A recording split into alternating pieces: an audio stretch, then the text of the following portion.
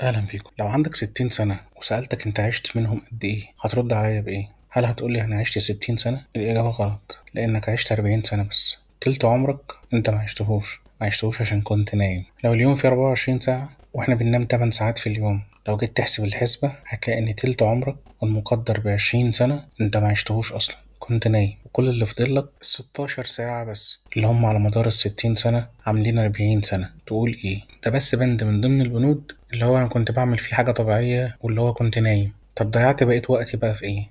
كام ساعة ضيعتها في عمري؟ قضيتها في المواصلات؟ كام ساعة قضيتها في الشغل والإنتاج؟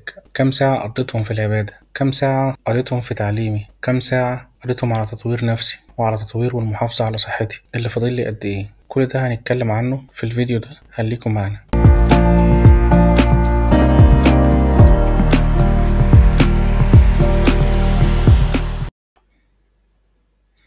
أهلا بيكم مرة تانية. كل واحد مننا عنده 24 ساعة في اليوم ربنا اداهم له، بس الفرق ما بين واحد ناجح وحد تاني مش ناجح إن الشخص الناجح عرف يستغل ال24 ساعة دولت أفضل استغلال، وحد تاني مش ناجح، مش هنقول فاشل، معرفش يستغل عدد الساعات دي. الشخص الناجح استغل الساعات وقدر يعمل أكتر من حاجة تحقق له حاجات كتيرة جدا في يومه. قدر يطور من نفسه بالشكل اللي يخليه يقدر يسبق كل اللي حواليه. لكن خليني أفاجئك هنا إن الموضوع مش موضوع تنظيم وقت بس، هو الموضوع في أساسه هو تنظيم أعمال وتنظيم أولويات. يعني لو مش هنعقد الموضوع وهنقول إزاي هنظم وقتي، لأ، أنا المفروض إن أنا أنظم أعمالي وأنظم أولوياتي.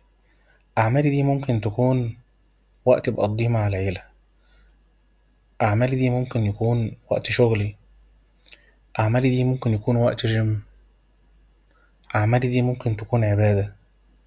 أيا كان الأعمال دي هي إيه، فلازم أكون أنا أول حاجة علشان أعرف أقسم وقتي لازم أبقى عارف إيه هي المهام أو التاسكز اللي موجودة معايا خلال اليوم. لو عرفت إيه هي وكتبتها وحددتها، هاجي بعد كده للمرحلة التانية، هي إن إزاي أنظمهم من حيث الأولوية. إيه الحاجة الأولوية عندي أو الأهم فالأقل أهمية. لو قدرت أعرف ده أو أعمل ده، صدقني يومي هيبقى ماشي مظبوط جدا. فالمطلوب مني إن أنا دلوقتي أجيب ورقة وقلم وأكتب المهام الأساسية أو الحاجات اللي أنا نفسي أعملها ونفسي يكون ليها مساحة خلال اليوم بتاعي أو ليها وقت معلوم خلال اليوم بتاعي. وبعد ما أعرفهم أو أكتبهم، هنقول وليكن طلعوا 5 بنود 6 بنود، هبتدي أرتبهم على حسب الأولوية. ولازم أكون حاطط فيهم البعد الديني والبعد الاجتماعي والبعد الصحي والبعد التعليمي أو التطويري. لازم يكون يومي أو المهام بتاعتي اللي هكتبها لازم تكون بتتضمن الحاجات دي، زي ما قلنا: العبادة، الوقت مع العيلة، تطوير الصحة، وتطوير الذات. الحاجات دي مهمة جدا، وأنا بدوري لازم أوجد تنظيم ليهم.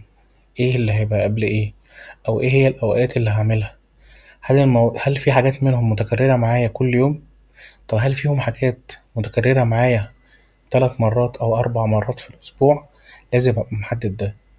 طيب احنا أول نقطة اتكلمنا عنها دلوقتي كده هي إن أنا إزاي هحدد الأولويات بتاعتي. يجي بعد كده بعض الأدوات اللي ممكن تساعدني في تنظيم الوقت.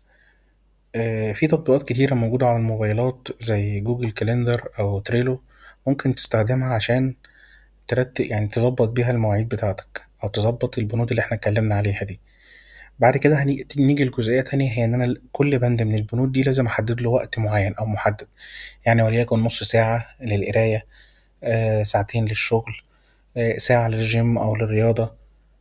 لازم يبقى في وقت محدد للحاجة دي. نقطة كمان نتكلم عليها برضو، هي إن أنا لازم أنظم وقت النوم بتاعي. ما ينفعش إن أنا بقى النوم بتاعي على فترات متقطعة خلال اليوم، لأ، لازم يبقى عدد ساعات محدد ومربوط، وإن أنا أحاول على قد ما أقدر أنام فيهم كويس، علشان ده هيأثر عليا في بقية البنود. لو في بند من دول اختل فهيبوظ لك المنظومة كلها. بعد كده هنتكلم عن شوية نصايح ممكن نعملهم علشان أقدر أحسن من إدارة الوقت. رقم واحد إن أنا أقلل المشتتات، يعني أحاول دايما أبقى قافل الموبايل أو قافل الإشعارات وأنا بشتغل أو أنا بذاكر أو أنا بعمل أي بند من البنود دي. لازم يكون الوقت بتاعي ده أو خلال اليوم لازم أحدد بنود أو أوقات للراحة أو للترفيه، عشان جسمك وعقلك محتاجين راحة. راجع يومك في آخر اليوم، لازم خلاص أنا خلصت اليوم بتاعي، لازم قبل ما أنام أراجع أنا إيه هي البنود اللي أنا التزمت بيها، إيه البنود اللي أنا اديت حقها، هل التزمت بالوقت ولا لأ، علشان أقدر في اليوم اللي بعديه أقدر أضغط على الحتة دي وأشوف إيه اللي أنا وقعت فيه وأحسنه. في النهاية الوقت مش مجرد ساعات ودقايق بتمر، ده رصيدك الحقيقي في الدنيا. لو عرفت تستفيد منه صح هتحقق نجاح على كل المستويات. وافتكر دايما إنك أنت مدير وقتك، وأنت اللي تقدر تخليه أداة نجاح ليك أو أداة فشل. شكرا لمتابعتكم. حبيت إن الفيديو يكون قصير ما طولش فيه. شكرا لمتابعتكم، متنسوش تشاركوا الفيديو عشان يوصل لكم كل جديد. شكرا لحضراتكم.